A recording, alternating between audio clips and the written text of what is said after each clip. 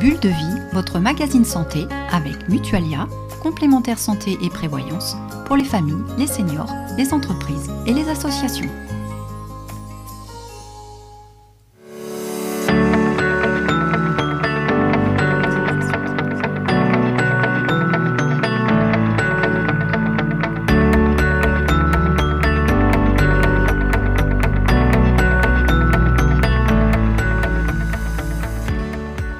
Bonjour à tous et à toutes, et bonjour à mes invités. Bonjour. J'ai le plaisir de vous retrouver pour ce nouveau Bulle de vie consacré à l'endométriose et à l'adénomiose.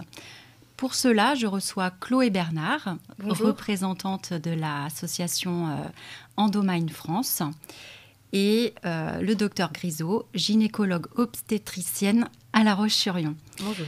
L'endométriose est une maladie qui reste encore méconnue et pourtant qui touche beaucoup de femmes.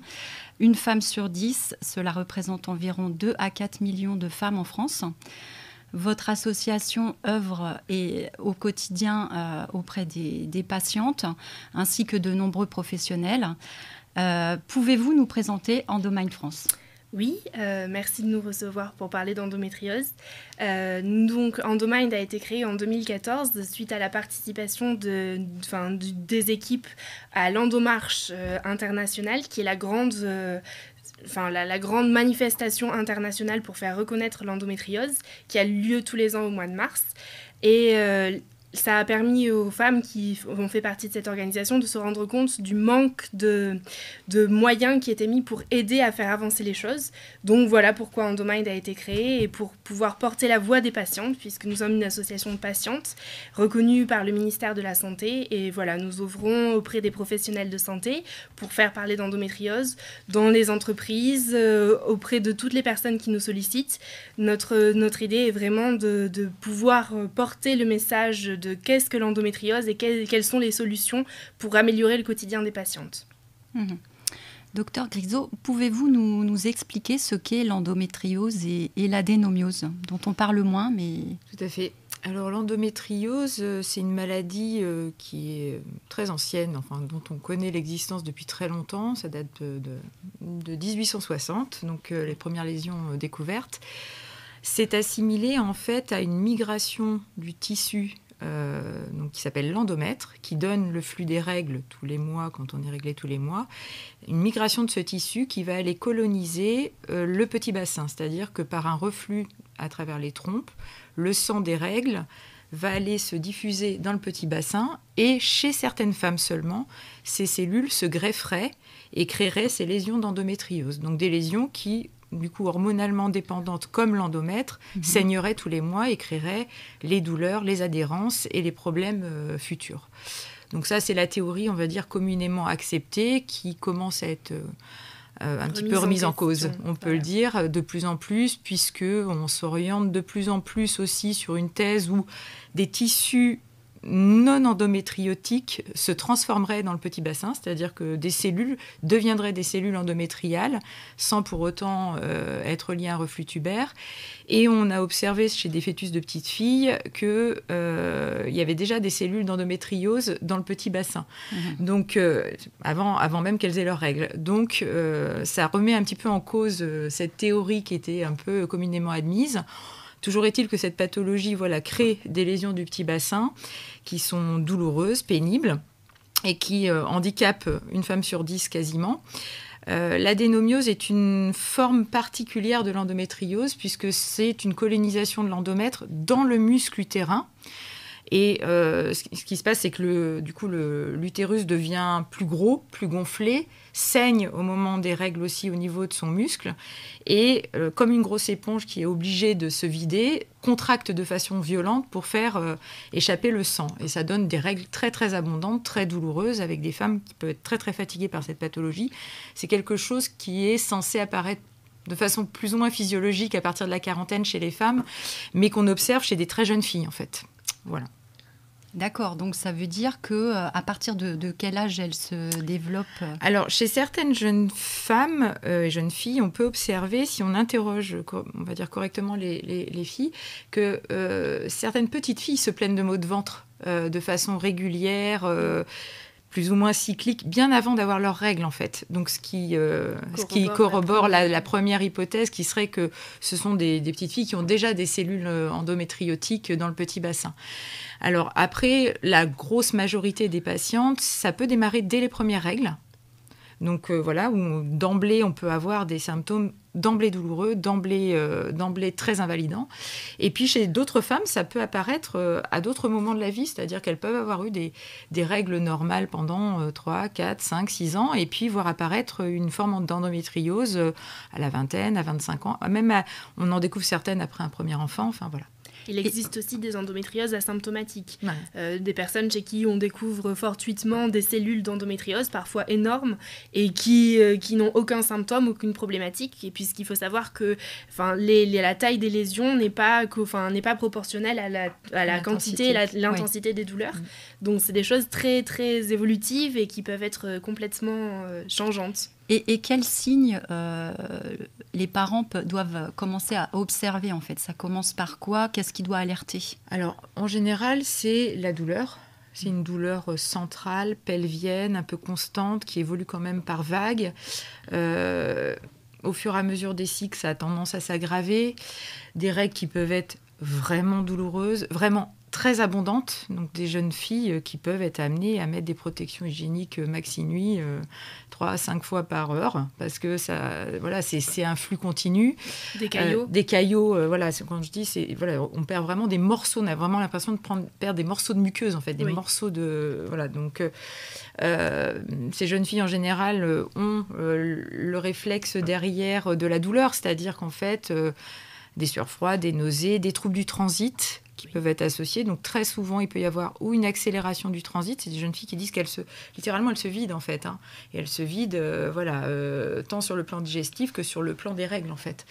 Elles peuvent avoir des symptômes urinaires. Des jeunes filles qui disent que, en fait, avant l'arrivée des règles, elles peuvent aller 10-15 fois par 24 heures aux toilettes pour faire pipi parce qu'elles ont l'impression que la vessie est complètement perturbée, en fait, dans son fonctionnement. Et l'alternance aussi des diarrhées et de la constipation. Il peut y avoir une constipation dans la même journée, opiniâtre. Et puis, il peut y avoir des douleurs diffuses de tout le cadre colique, de tout le cadre digestif. Et c'est souvent... Comment ? Au niveau lombaire. Au niveau lombaire, le dos, oui, tout à fait. Oui. Des douleurs dans les jambes, des irradiations qui descendent dans les cuisses, dans les fesses.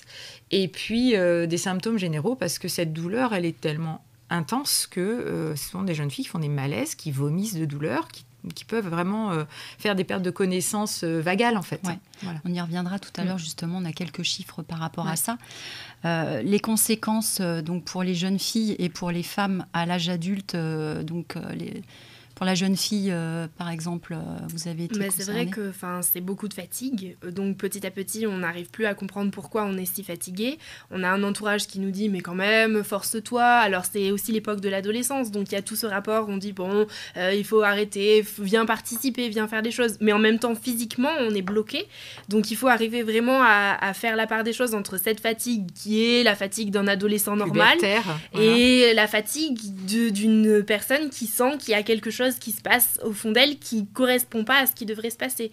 Et quand on a des personnes qui nous disent « oui, moi, mes règles, ça passe très vite », et que nous, on a 10 jours de règles qui ne s'arrêtent pas, qui sont extrêmement fatigants, extrêmement complexes à gérer sur tout un tas de plans, il y a des choses qui font que, on se dit, il y a quelque chose qui ne va pas. Et puis au niveau des cours aussi. C'est difficile, ça demande une grande force de tenir, d'assister aux cours. Des fois, c'est pas possible. Après, il y a certaines femmes ou certaines jeunes filles qui ont des problèmes puisque au bout de certains nombres d'arrêts de maladie, mais même à l'école, on leur dit bon quand même t'exagères un petit peu, les règles ça doit pas faire aussi mal, pour les cours de sport allez force-toi un peu. Tout ce genre de discours là ça englobe tout un tas de problématiques qui font que l'endométriose n'est pas reconnue. Et c'est ça qu'il faut arriver à comprendre, c'est que oui, c'est des douleurs vraiment importantes qui paralysent tout le quotidien, qui vont s'infiltrer et qui vont créer, on en reparlera sûrement, une problématique sociale importante. Et c'est ça qu'il faut essayer de déceler et de stopper le plus vite possible avant que ça ait fait des dégâts considérables. Et justement, par rapport aux conséquences pour la femme adulte. Donc vous, les motifs de consultation au départ, vous êtes gynécologue, donc c'est, j'imagine, des complications sur un plan gynéco. Oui, alors alors en priorité chez les jeunes filles, c'est souvent la douleur et l'intensité des règles. C'est le motif principal. Et puis après, effectivement, sur des endométrioses qui ont pu évoluer et donner des complications, moi je fais partie d'un centre de fertilité, d'un centre qui s'appelle Procréalis, de fertilité, où en gros 40% des femmes qui ont une endométriose qui a évolué peuvent se retrouver avec des problèmes de fertilité. Alors qui peut être pareil, qui peut revêtir différentes formes, c'est-à-dire que ça peut être un problème lié à l'adénomiose utérine, c'est-à-dire un problème d'implantation. On voit des risques d'infertilité, de fausses couches. Voilà, ça peut être un problème qui est lié au fait que ces lésions d'endométriose dans le petit bassin vont obturer les trompes, donc rendre les trompes imperméables, et donc il ne pourra pas y avoir de conception naturelle. Et puis ça peut aussi atteindre les ovaires, créer des endométriomes ovariens et rendre en fait on va dire la réserve ovarienne un peu plus basse que ce qu'elle devrait être à cet âge-là en fait. Voilà, donc c'est par le biais de la fertilité essentiellement dans mon activité, moi, que je suis confrontée à cette problématique. Et dans le cadre du dépistage de l'endométriose chez les jeunes filles, en fait. Ouais. Et on a aussi 40% d'entre elles qui rencontrent donc des problèmes de fertilité. 86% des femmes ressentent des douleurs pelviennes. Et 70% ont des rapports sexuels douloureux. Les femmes vous consultent aussi pour ça, pour les rapports sexuels douloureux. Dyspareunie, c'est un motif. Alors, je ne sais pas si c'est parce que je suis une femme et que... Peut-être c'est plus facile. Oui, bon, je pose la question, quoi qu'il en soit, de toute façon, mais c'est un motif de consulte réel et problématique, parce que c'est vrai que la dyspareunie profonde, il y a plusieurs mécanismes. Bon, il y a le mécanisme réel des lésions, on va dire, constituées, qui font que les organes ne sont plus mobiles les uns par rapport aux autres. Et c'est ce bloc que ça crée qui donne des rapports potentiellement douloureux. Et puis, il y a aussi le mécanisme qui est que, forcément, à force d'avoir mal, on a même mal avant d'avoir mal, c'est-à-dire que le début du rapport, il y a l'hypersensibilisation pelvienne qui intervient, et il faut casser, en fait, cette mécanique. C'est-à-dire qu'une fois qu'on a pris en charge l'endométriose, c'est pas pour autant que la dyspareunie va forcément disparaître. Et donc là, il y a toute une prise en charge globale de la douleur ressentie qui est importante, en fait. Oui. Et justement, Chloé, j'avais noté 7 ans d'errance médicale avant parce le diagnostic. Que c'est des parcours très longs, très compliqués. On passe par des généralistes qui ne savent pas trop, qui nous disent c'est normal, vous avez des règles douloureuses, votre mère avait des règles douloureuses. On essaye de trouver des pistes, on essaye certaines choses. On va voir certains gynécologues qui ne savent pas trop comment nous orienter, parce que bon, des fois, on a des pilules qui permettent d'atténuer certains symptômes, et on voit comment les choses évoluent. Je pense qu'avant, c'était vraiment la question de la fertilité qui était le déclencheur de l'endométriose. Et donc, ça intervenait sur des femmes qui avaient déjà un parcours compliqué. Là, maintenant, 7 ans d'errance médicale, on est plutôt passé à 10, en fait. La dernière étude de Compare parle de 10 ans. Donc, c'est énorme. Mais heureusement, donc, il y a des possibilités qui vont permettre d'améliorer les choses. Là, il y a un test qui est en train d'être...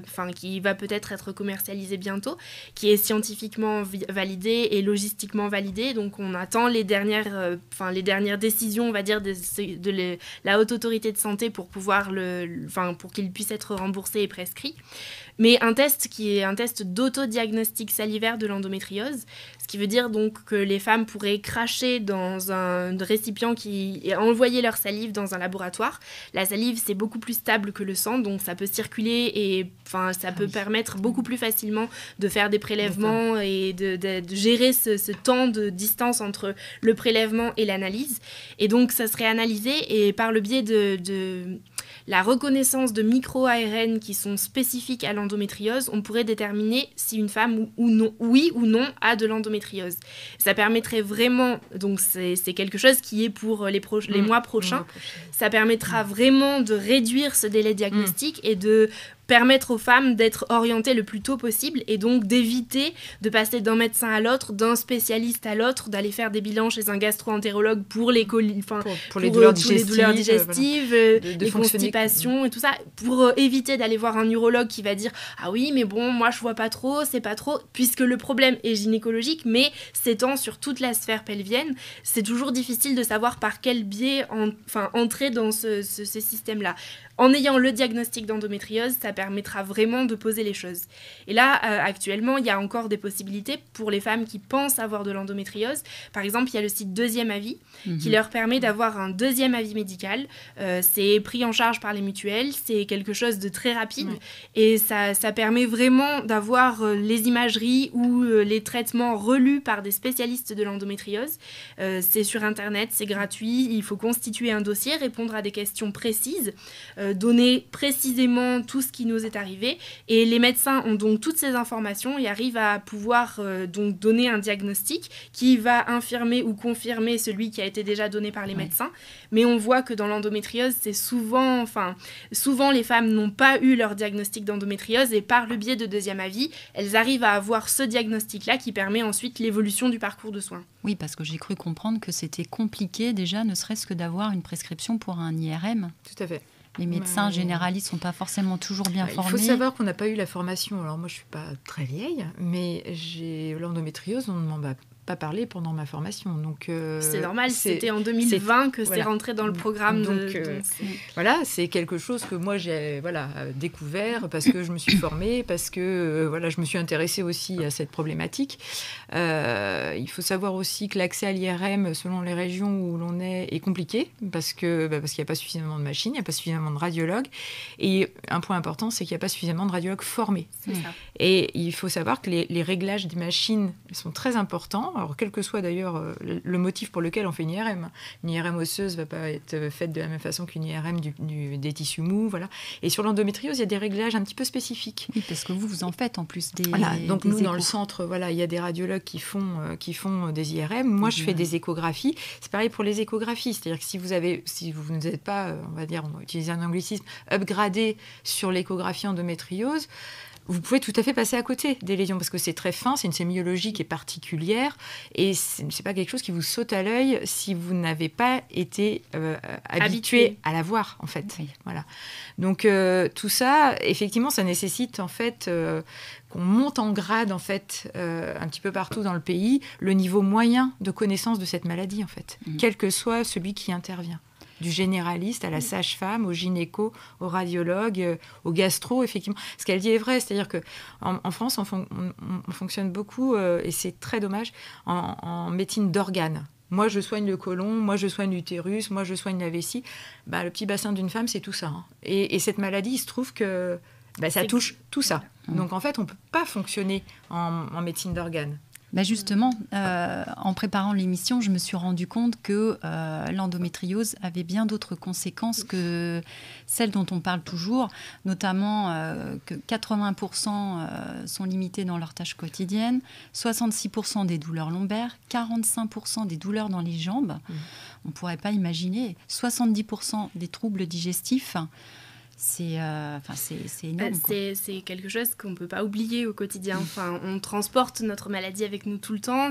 On se dit, est-ce que je vais pouvoir marcher jusqu'à l'école ? Est-ce que je vais pouvoir... ça nous demande de réfléchir à tout parce que physiquement, on est vraiment fatigué. On a cette fatigue chronique qui vient englober tout ça, qui nous fait nous lever en ayant des douleurs, qui nous fait nous coucher en ayant des douleurs. Et donc, on passe notre journée à gérer comment distribuer nos activités pour pouvoir faire tout ce qu'on a à faire avec cette douleur qui nous englobe tout le temps. Et c'est vrai que ça devient très pesant pour trouver un travail. Par exemple, on se dit, mais est-ce que je vais être capable de faire le travail que j'avais envie de faire ? Et on se rend compte que on est physiquement empêché. Est-ce que je vais être capable de pouvoir sortir ce soir, retrouver des amis ? Et en fait, on est épuisé, donc ça a un vrai enjeu social, ça a un vrai enjeu financier, puisque du coup, on peut peut pas faire le travail qu'on veut, on a beaucoup de frais qui vont être liés à notre maladie. Ça a un enjeu psychologique énorme. Parce que, justement, voilà. on en parle, c'est 62% de troubles émotionnels, d'anxiété. Vous parliez de sensibilité tout à l'heure accrue, parce que en effet, c'est sur un plan physique, mais aussi cette sensibilité émotionnelle qui est présente chez les femmes. Il faut gérer la douleur, et des fois, on se met des mécanismes de protection pour gérer cette douleur, pour pouvoir faire les choses quand même. Et c'est vrai que ça augmente la douleur, ça augmente le stress, qui augmente l'inflammation, qui augmente la maladie. Et on est dans cette solution où on n'arrive pas à trouver de clés pour en sortir, et il faut attraper quelque chose qui vient nous aider et nous dire, bon, maintenant, on fait le point. Il y a un diagnostic, on essaye de trouver des solutions, et je pense que rien que le fait d'avoir un diagnostic est déjà un premier pas pour pouvoir poser les choses et se dire, maintenant, c'était pas dans ma tête, il y avait bien quelque chose qui n'allait pas, qu'est-ce qu'on peut faire pour avancer ? Et justement, comment on explique la variété des symptômes, en fait ? Est-ce que la recherche à avancer sur le sujet ? Alors, la variété des symptômes, elle s'explique par... alors, il y a plusieurs mécanismes, bien sûr. Déjà, le principe de base, c'est de dire non, la douleur, c'est pas dans la tête. Alors, il se trouve que le chirurgien avec qui je travaille dit souvent... faut pas oublier, la douleur, à quoi ça sert ? Quand on a tapé sur la tête de Cro-Magnon, il a fait aïe, c'est un mécanisme qui t'avertit qu'il y a un danger. La douleur, elle t'avertit qu'il y a un danger. C'est quelque chose qui va pas. En fait. Donc non, la douleur, c'est jamais dans la tête. C'est réel. Donc le mécanisme, il est de plusieurs façons. Alors je vous disais la douleur d'adénomiose, la contractilité du muscle utérin qui est 15 fois plus violente que quelqu'un qui a un flux normal. Les douleurs d'accouchement à chaque règle, en fait. C'est presque plus violent qu'un accouchement, parce que maintenant, heureusement, on va dire pour celles qui veulent accoucher avec la péri, on a la péri. Mais c'est ce type de douleur. Mais voilà, c'est ça. Ça serait, je pense que c'est voilà. C'est une douleur qui est aussi violente que des contractions, effectivement, d'accouchement. C'est exactement ça. Après, il y a la douleur des adhérences des tissus les uns entre les autres. Normalement, chaque organes dans le petit bassin, que ce soit la vessie, que ce soit l'utérus, que ce soit le rectum et le côlon, les anses digestives, tous ces organes sont mobiles normalement entre eux, ils sont recouverts par une membrane qui s'appelle le péritoine, et tout ceci doit normalement glisser les uns par rapport aux autres et rendre les choses non douloureuses.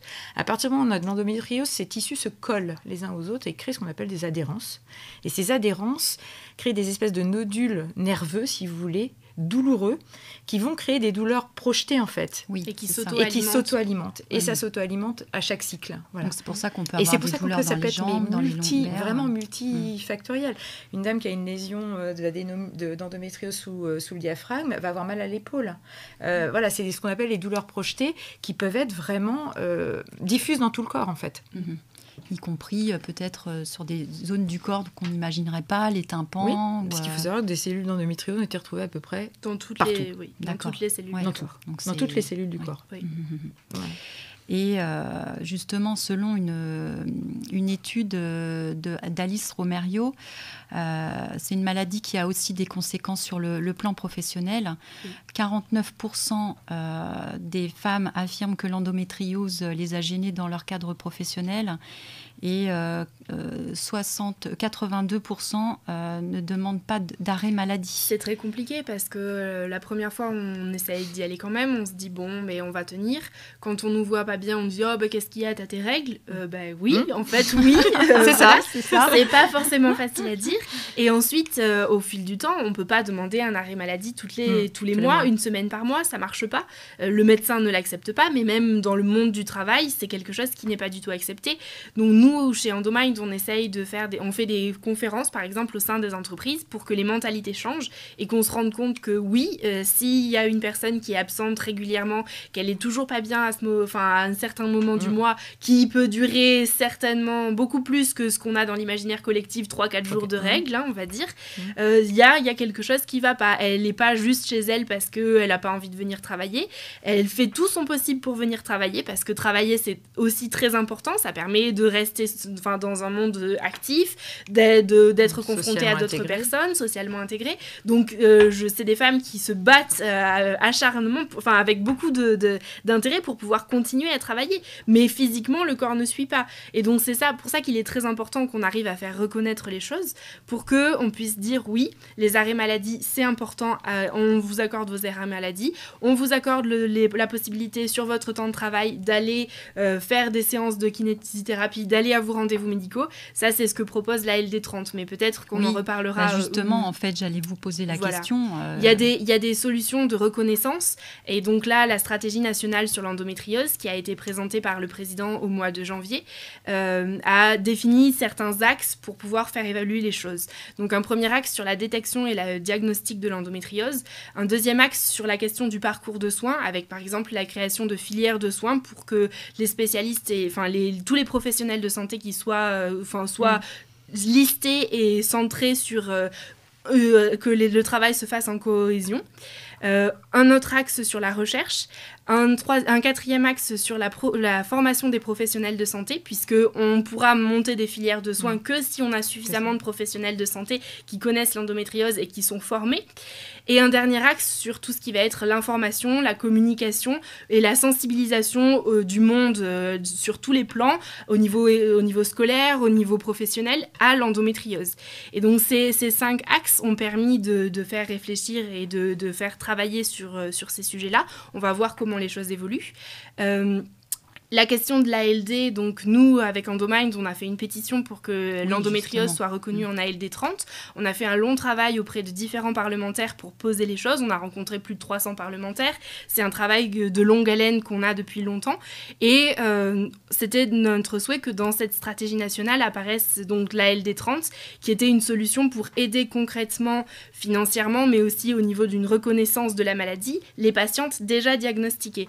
Puisque tout ce qui va être dans la stratégie, c'est vraiment pour les futures patientes. C'est des choses qui vont mettre au moins 4 ou 5 ans avant d'être vraiment très efficaces. Et comment on peut la trouver, votre pétition ? Elle est sur le site d'Endomind et elle est très facile à trouver. Où vous tapez endométriose ALD30 change, vous tombez très facilement sur la pétition. On était à 90 000 signatures là ces derniers temps à peu près. Et donc, ça s'est transformé en une proposition de résolution qui a été portée par Clémentine Autain et 12 autres personnes à l'Assemblée, 12 autres députés à l'Assemblée au mois de janvier aussi. La proposition de résolution, qui n'est pas une proposition de loi, a été votée à l'unanimité. Et donc, c'était une injonction pour le gouvernement de repenser à la question. On va dire que tout ce qui se passe actuellement fait que la priorité n'est pas à l'endométriose et on le comprend bien sûr, mais c'est vrai que cette question de la LD30 donc, n'est pas passée dans la stratégie nationale. C'est la LD31 qui est une ALD hors liste qui ne peut être accordée que selon les dispositions prises par chaque centre de santé, par chaque ARS et par chaque CPAM de la France. Donc on a fait en sorte qu'il puisse y avoir une harmonisation des critères pour dire que oui, s'il y a une endométriose, les femmes peuvent demander cette ALD 31. Et donc, on va faire la démarche pour que toutes les femmes qui en ont besoin, puisque tout le monde n'en a pas forcément besoin, mais toutes les femmes qui en ont besoin puissent faire cette démarche et demander la ALD 31, qui permet un remboursement de certains soins, par exemple, notamment des séances de kiné. En fait, ça enlève le ticket modérateur. Donc, ça allège une partie des frais de santé liés à l'endométriose. C'est ce que vous disiez tout à l'heure, c'est-à-dire que c'est très inégal en France. Une CPAM peut reconnaître la validité de la maladie, puis une autre CPAM peut l'ignorer. Et la démarche, je pense que pour les médecins comme pour les patientes, le fait que ça soit dans un parcours de soins, ça permet de changer complètement la prise en charge. Ça harmonisera la prise en charge et surtout les patientes seront moins perdues parce que là actuellement il y a une errance pour trouver comment se faire prendre en charge de façon globale, de façon efficace, dans la mesure où rien n'est vraiment structuré pour l'instant, en fait. Oui. Donc, c'est toute la problématique. Donc, sur les très grosses villes, ça se structure plus vite parce qu'il y a beaucoup de professionnels de santé, donc c'est très concentré. Et les très grosses structures y arrivent mieux. L'idée, c'est de mailler tout le territoire. C'est-à-dire qu'il n'y a pas que les grandes villes en France. Oui. Et c'est pas normal de devoir faire 500 km pour aller se faire soigner. À mon sens, c'est pas dans les grands centres, forcément, que les patientes doivent doivent être soignées. Elles doivent être soignées par des professionnels formés, mais partout, à moins de 100 km de chez elles, sur le territoire, quoi. Et justement, aujourd'hui, la prise en charge de cette maladie, comment vous faites en fait pour accompagner les patientes dans ce parcours de combattante, on peut presque dire, hein. Vous voulez dire au quotidien, moi? Oui. Donc à partir du moment, alors voilà, nous on fonctionne énormément parce que dans le département où je suis, il n'y a quasiment plus de gynécologues. Donc, vous êtes en Vendée, hein. Oui, en Vendée. Ouais. Donc en fait, on fonctionne beaucoup avec les sages-femmes, les cabinets de sages-femmes, parce que par contre, des cabinets libéraux de sages-femmes, il y en a pas mal, ce qui est très bien. Donc elles sont souvent en première ligne pour voir les jeunes filles douloureuses. Et elle nous les adresse. Et derrière, en fait, nous, on a un centre, hein, effectivement, pour l'instant, qui a démarré son fonctionnement il y a 1 an et demi à peu près. Nous sommes 3 gynécologues obstétriciennes à faire tout ce qui est diagnostic et thérapeutique médicale.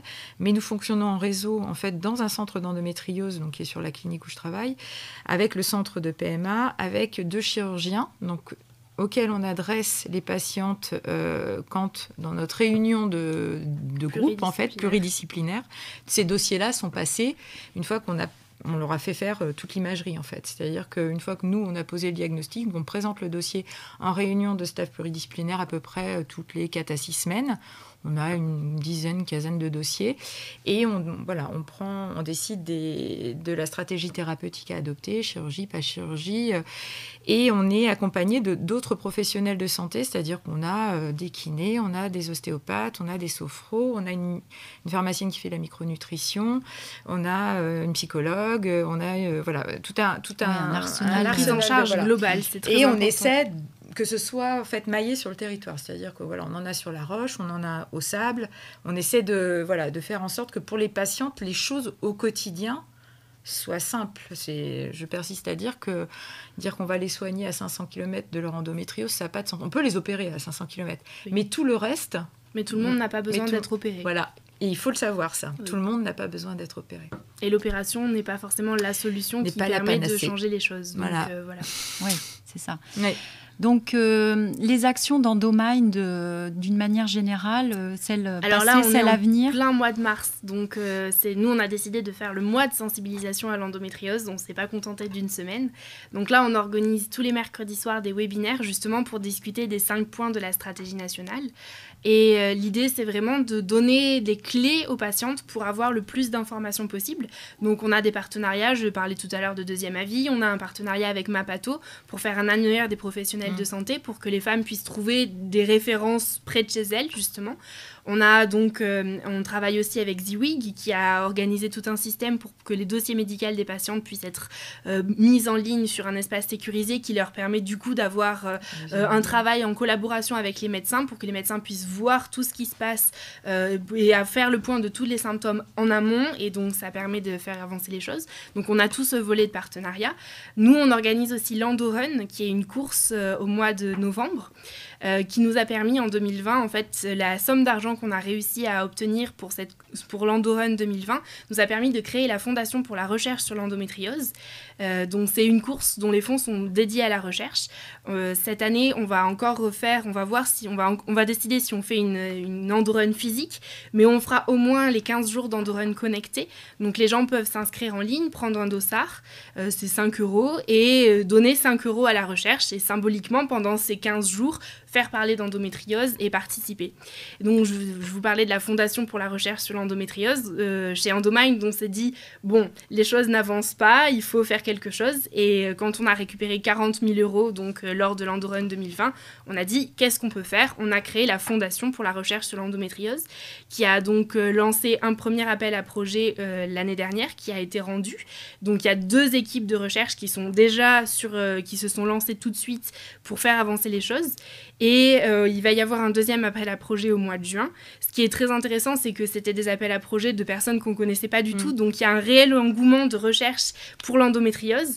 C'est maintenant, je crois que c'est par ce biais-là qu'on va pouvoir faire évoluer les choses, comprendre que c'est en ayant toutes les informations sur la maladie qu'on pourra réfléchir à des traitements, qu'on pourra réfléchir à une prise en charge complète. Et c'est ça qui est important. J'ai vu qu'il y avait différentes associations, en fait. Je voulais juste rajouter la notion de l'ETP. C'est quelque chose qui est très important pour nous. On fait de l'éducation thérapeutique des patients. Oui. Donc, c'est quelque chose qui se fait dans les CHU ou dans les centres. Nous, on a démarré là. Voilà, donc, et c'est quelque chose qui permet à la patiente de se rendre compte de sa pathologie, d'accepter son diagnostic, de faire tout un tas d'activités, d'avoir par exemple des sophrologues, mais aussi de faire une histoire de sa maladie, d'avoir une approche de la douleur et de repartir chez elle avec des clés vraiment pour pouvoir se soigner au quotidien, accepter sa maladie, accepter sa douleur, gérer, voilà, et c'est très important. Et donc, on a développé une mallette qui est à disposition des professionnels de santé, plutôt des centres qui vont créer des ETP. On va voir comment la faire évoluer, mais pour créer des outils, vraiment pour pouvoir aider les femmes. Nous, c'est vraiment notre objectif. On est des patientes, on n'est pas que des patientes chez Endomind, mais on est essentiellement on est une association de patientes, et notre intérêt, c'est vraiment de pouvoir améliorer le quotidien des patientes. Voilà. Ok. Par rapport aux autres associations, oui, voilà, c'est ça, parce que j'ai pu voir qu'il y avait Info Endométriose et Endo France. Voilà. Est-ce que les actions sont complémentaires ? Info Endométriose, vous avez peut-être pu en entendre parler. Ils ont mis au point la campagne Toujours là, qui circule depuis quelques semaines là. C'est vraiment une association qui s'intéresse beaucoup à la communication autour de l'endométriose. Et Endo France, c'est une association qui a un comité scientifique, ça fait 20 ans qu'elles existent. C'est une association de patientes et de médecins. Donc on n'est pas sur le même type de créneau. Je pense que toutes les actions qui permettent de faire parler d'endométriose et de faire avancer les choses sont complémentaires et sont importantes. Il existe tout un tas de petites associations régionales ou locales qui font vraiment... En fait, plus les gens auront la maladie en tête, connaîtront l'endométriose, plus ce sera facile pour eux de se dire « c'est bizarre, il y a quelque chose qui ne va pas ». Et plus les choses seront prises tôt, plus ce sera facile et on évitera des choses terribles, on va dire. Puisqu'on n'a pas parlé de choses, mais c'est des personnes qui vivent avec des sondes urinaires, qui vivent avec des stomies. C'est des femmes qui ont leur utérus enlevé à 20 ans. Et il faut vivre avec des mutilations internes. C'est quelque chose... La maladie prend une telle ampleur qui fait que les organes sont tellement collés qu'on ne sait plus trop comment faire. Donc il faut à tout prix éviter ça, et une prise en charge la plus tôt possible évite que la maladie ait évolué de manière considérable. D'ailleurs, je profite à ce propos pour dire aux personnes qui nous regardent qu'il y a une association à Saintes, justement, qui propose ce type d'atelier aussi, qui s'appelle 12 fois par an. Donc, vous pouvez retrouver facilement les infos sur leur page Facebook. J'ai également des bouquins à vous proposer. Donc, tout sur l'endométriose, soulager la douleur, soigner la maladie. Donc, c'est 3 médecins, Dr Delphine L'Huillerie, Éric Petit et Éric Sauvager aux éditions Odile Jacob. C'est un gynécologue, un radiologue et une algologue pour la prise en charge de la douleur. C'est la base, c'est un premier livre de base. C'est un livre également sur l'alimentation anti-endométriose, donc de Fabien Piasco aux éditions Nutridoc. Donc là, c'est pareil, il y a certains aliments anti-inflammatoires. C'est vraiment la Bible, on va dire. Alors après l'alimentation, il faut vraiment, c'est des choses pour toutes les options. Chaque femme doit trouver ce qui lui correspond. Si on a une endométriose très, très digestive, c'est-à-dire, oui, effectivement, il va falloir s'occuper de l'aspect alimentation. Il va vraiment falloir, il va falloir que chaque femme, en fait, s'approprie sa maladie dans le sens où, effectivement, la symptomatologie, elle est tellement variable et unique que, en fait, plus elle connaîtra et elle aura compris, parce que souvent on se rend compte que les femmes n'ont pas compris le principe de leur maladie, plus elle saura s'orienter dans sa prise en charge, en fait. Souvent on leur donne les clés, on leur dit voilà, l'alimentation endométriose, bon, c'est une bible, c'est pas très sexy comme bouquin à lire, mais il y a tout dedans. Voilà. Après, pour certaines ça conviendra pas, pour certaines ça va être le sport, ça va être... Et encore, il y a tout dedans, mais par exemple, il y a des choses qui, si ça, on sent fondamentalement au fond de nous que ça nous convient très bien, mais que c'est interdit dans le livre, il faut continuer à le prendre. Voilà, c'est ça. Il faut vraiment trouver ce qui nous correspond, et puis ça peut correspondre pendant 3 mois, et puis le 4e mois, ça va plus évolutive. Du tout. Donc il faut vraiment s'écouter, je crois que c'est très important, En fait, c'est ça. Écouter et se dire la douleur n'est pas normale, il faut faire quelque chose et il faut qu'on arrive à reconnaître notre maladie, mais ensuite écouter ce qui nous convient. Si faire du sport, tel sport, ça nous convient, il faut voir comment le faire.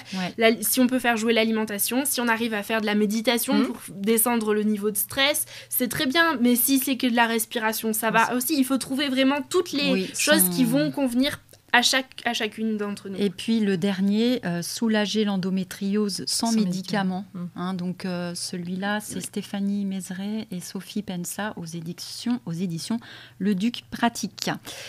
Eh bien, nous arrivons au terme de cette émission. Je vous remercie d'avoir participé à cette émission. Je vous remercie de nous avoir suivis. Et puis, je vous dis à très bientôt pour un nouveau Bulle de vie. Merci. Merci à vous.